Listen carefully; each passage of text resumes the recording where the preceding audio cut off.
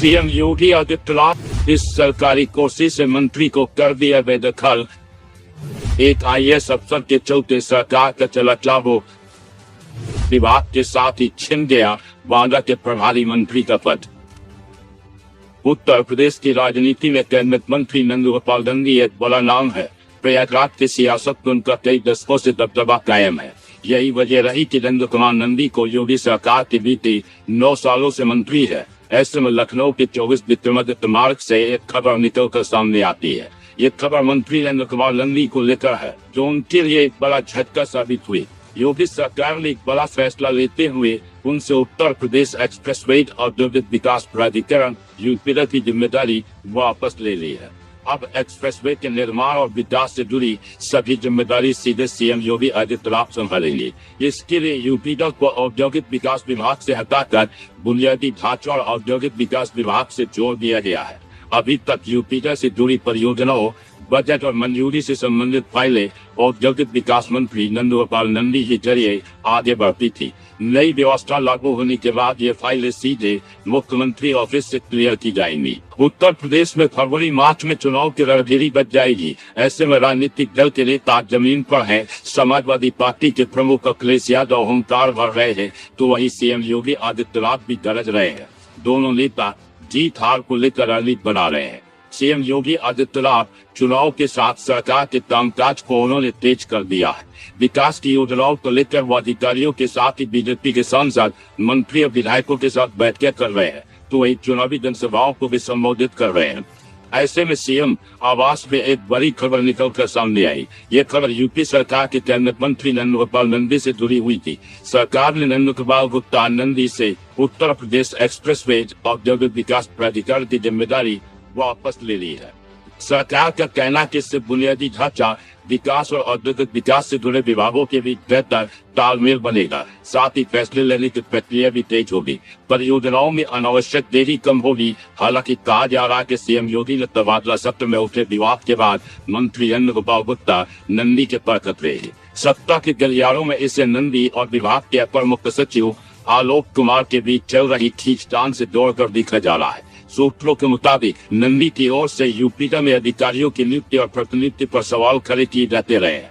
यूपीडा के कामकाज को लेकर भी नंदी का दखल था। नंदी ने पिछले दिनों विभाग के अपर मुख्य सचिव आलोक कुमार को सीएम योगी से शिकायत की थी। यूपीडा के कामकाज को नंदी के दखल से दूर करने के लिए ही अवस्थापना विभाग का अधीन किया है। अवस्थापना विभाग मुख्यमंत्री योगी के पास ही है। नंदगोपाल गुप्ता नंदी ने पिछले साल तत्कालीन मुख्य सचिव मनोज कुमार सिंह के खिलाफ भी मोर्चा खोल दिया था। उन्होंने दिल्ली तक शिकायत कर उन्हें सेवा विस्तार नहीं देने की पैरवी की थी।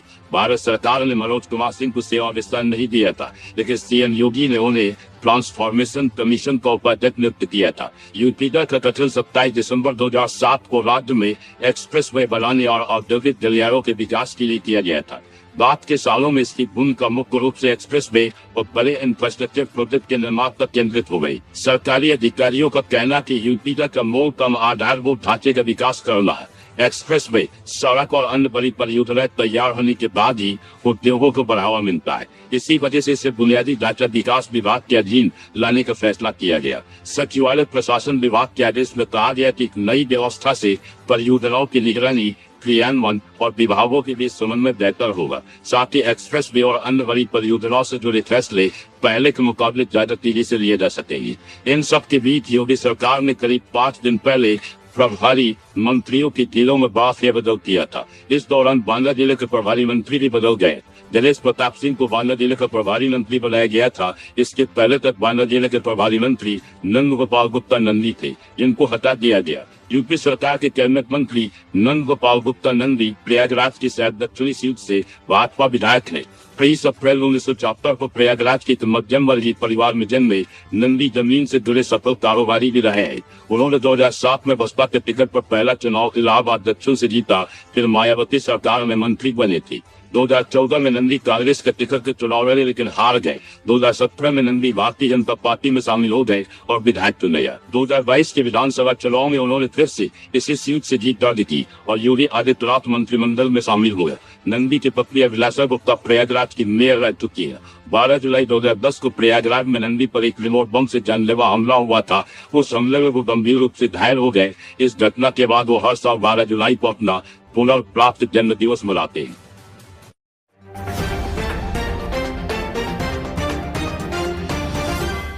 अपने गोल्डन टेम्पल अमृतसर के बारे में भले ही सुना होगा, मगर तीर्थ नगरी प्रयागराज में भी अब गोल्डन टेम्पल बनकर तैयार हो रहा है। जी हां, ये गोल्डन टेम्पल महर्षि महेश योगी का निधन 5 फरवरी 2008 हुआ, जिसके बाद स्मारक के रूप में तैयार किया गया है, जिसमें पूरे सुनहरे पत्थर राजस्थान के लगाए गए हैं और अंदर मकराना के मार्बल से नक्काशीदार डिजाइन बनी हुई है। इस मंदिर के ऊपर जो कलश बना है उसमें सोने का पानी चढ़ा है, जो हो बहु सोने जैसा दिखता है। बात महर्षि महेश योगी जन्म 12 जनवरी 1918 को राजिम के पास पांडुका गांव में हुआ। शंकराचार्य ब्रह्मानंद सरस्वती के प्रवचन सुनने के बाद जीवन की दिशा ही बदल गई और लौटकर कभी घर नहीं गए। बाद में महर्षि 1955 में ध्यान तकनीक सिखाने के लिए उत्तरकाशी चले गए, जिसे उन्होंने ट्रांसेंडेंटल डीप मेडिटेशन नाम दिया गया। महर्षि जी के अनुयायी हर साल 12 जनवरी को महर्षि योगी जयंती मनाते हैं।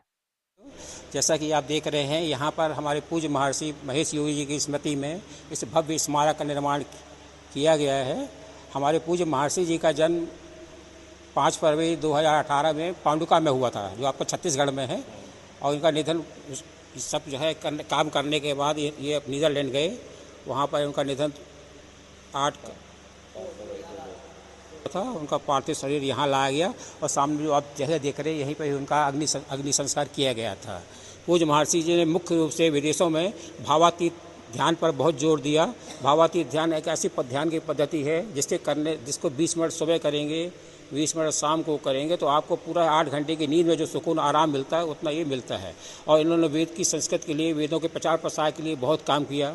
अभी हम यहाँ प्रयागराज में एक आश्रम संचालित कर रहे हैं। यहाँ करीबन 800 पंडित जी लोग रहते हैं, जो प्रतिदिन रुद्राभिषेक पूजा पाठ करते हैं महर्षि जी की याद में, और साथ ही साथ भावातीत ध्यान एवं सिद्धि का अभ्यास भी करते हैं। ये मंदिर कैसे बनाया गया, क्या खास है इसमें? यह मंदिर मूल रूप से मकराना का पत्थर बाहर लगाया गया है, अंदर पूरा संगमरमर लगा हुआ है, और छत के ऊपर पूरा 1008 गोल्डन प्लेटेड लगी हुई है, जो दूर से देखने पर सुनहरी चमकती है।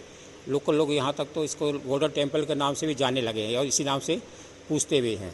और हम लोगों का मुख्य उद्देश्य क्या है, महर्षि जी का जो भी उन्होंने निश्चित किया था भावातीत ध्यान, और दूसरे उद्देश्य से हमारी संस्था, हम लोग इसी के प्रचार प्रसार में लगे हुए हैं और सब चाहते हैं कि इसका उत्तरोत्तर विकास होता रहे। लोगों के लिए प्रयागराज पर्यटन को कितना बढ़ावा दे रही है? लोगों को पर्यटन के हिसाब से भी अब बहुत अच्छी जगह है, क्योंकि प्रयागराज में जो कुछ धार्मिक स्थल है उसके साथ साथ ये अपना यहाँ भी लोगों का आकर्षण बढ़ गया है।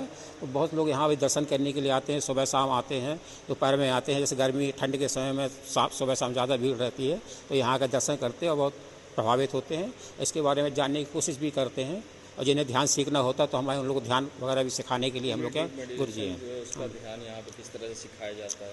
मूलतः क्या है, ध्यान के बारे में सीखने के लिए हमें कम से कम 3 दिन का समय चाहिए। 3 दिन यदि आप 1-1 घंटे का समय देते हैं, उस समय में हमारे जो ध्यान शिक्षक व सिद्धि शिक्षक महोदय जी लोग रहते हैं, वो सभी को ध्यान सिखाते हैं। और आपको अपने स्वयं कहीं भी किसी भी समय पे बस 20 मिनट का समय चाहिए। 20 मिनट आप अपने ध्यान कर लीजिए, कैसी भी परिस्थितियाँ हो, कोई कैसा भी आसन हो, ऐसा विशेष कोई इसमें जोर देने की जरूरत नहीं है। और सब ये ध्यान वगैरह सब निःशुल्क है, किसी प्रकार का किसी से कोई हम लोग फीस वगैरह या शुल्क नहीं लेते हैं। अपना मैं सुनील कुमार श्रीवास्तव हूँ, यहाँ की व्यवस्था देख रहा हूँ, और सन 2018 से मैं भी यहाँ पर पोस्टेड हूँ।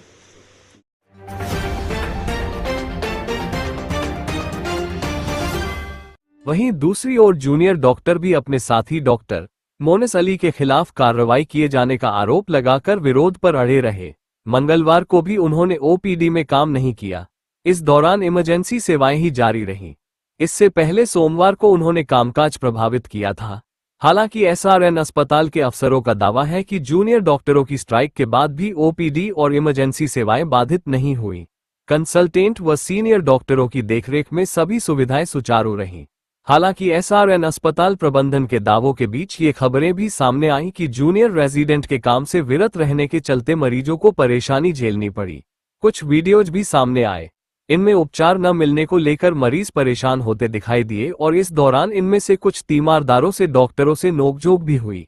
एएमए प्रेसिडेंट अशोक कुमार मिश्रा ने दावा किया कि प्रशासन से पदाधिकारियों की वार्ता हुई है। इसमें आश्वस्त किया गया है कि सीनियर रेजिडेंट मोनिस अली की रिहाई कर दी जाएगी। अगर ऐसा नहीं हुआ तो डॉक्टर बुधवार से हड़ताल पर जाएंगे और इसकी पूरी जिम्मेदारी प्रशासन की होगी। से उनको हम लोग श्रद्धांजलि अर्पित करते हैं। और रही बात चिकित्सा सुविधाओं की, तो इमरजेंसी सर्विसेज यहाँ पर चल रही हैं ताकि जनहित में मरीजों को कोई दिक्कत ना हो। और बाकी जो भी जूनियर डॉक्टर्स स्ट्राइक पर हैं उनसे भी बातचीत चल रही है। जल्दी ही कुछ न कुछ समाधान निकल जाएगा।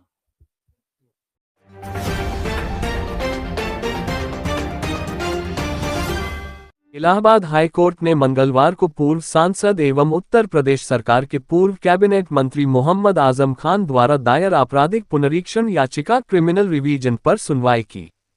कोर्ट ने प्रतिवादियों को नोटिस जारी किया, उत्तर प्रदेश सरकार से जवाब तलब किया है। याचिका में आजम खान ने कथित ड्यूल पैन कार्ड मामले में अपनी दोषसिद्धि तथा सजा को बढ़ाकर 10 वर्ष किए जाने को चुनौती दी गई है। इलाहाबाद हाई कोर्ट ने मंगलवार को पूर्व सांसद एवं उत्तर प्रदेश सरकार के पूर्व कैबिनेट मंत्री मोहम्मद आजम खान द्वारा दायर आपराधिक पुनरीक्षण याचिका क्रिमिनल रिवीजन पर सुनवाई की। कोर्ट ने प्रतिवादियों को नोटिस जारी किया, उत्तर प्रदेश सरकार से जवाब तलब किया है। याचिका में आजम खान ने कथित ड्यूल पैन कार्ड मामले में अपनी दोषसिद्धि तथा सजा को बढ़ाकर 10 वर्ष किए जाने को चुनौती दी गई है। कपिल सिब्बल ने रखा पक्ष। न्यायमूर्ति जयप्रकाश तिवारी की एकल पीठ ने आजम खान की ओर से वरिष्ठ अधिवक्ता कपिल सिब्बल एवं एनआई जाफरी तथा अधिवक्ता शाश्वत आनंद और अंकुर आजाद को सुनने के पश्चात प्रतिवादियों को काउंटर एफिडेविट आपत्तियां दाखिल करने का निर्देश दिया। न्यायालय ने मामले को जुलाई के दूसरे सप्ताह में एक फ्रेश केस के रूप में सूचीबद्ध करने का भी आदेश दिया। यह आपराधिक पुनरीक्षण उन विभिन्न आदेशों को चुनौती देता है जो चुनावी नामांकन से संबंधित दस्तावेजों में कथित रूप से एकाधिक पैन कार्ड अभिलेखों एवं विसंगतियों के आरोपों से उत्पन्न कार्यवाही के क्रम में पारित किए गए थे। पुनरीक्षण याचिका के अनुसार आजम खान ने विशेष न्यायाधीश MPMLA रामपुर द्वारा पारित मूल दोषसिद्धि के निर्णय, उस दोषसिद्धि को बरकरार रखने वाले अपीलीय आदेश तथा उस बात के निर्णय को चुनौती दी है जिसके माध्यम से भारतीय दंड संहिता की धारा 467 के अंतर्गत उनकी सजा 7 वर्ष से बढ़ाकर 10 वर्ष कर दी गई थी। मामले के अभिलेखों के अनुसार अभियोजन का आरोप है कि नामांकन से संबंधित दस्तावेजों में दर्शाए गए पैन कार्ड विवरणों में हेरफेर किया गया था, जिसके आधार पर भारतीय दंड संहिता की धाराओं 420, 467, 468, 471 एवं 120B के तहत आपराधिक मामला दर्ज किया गया।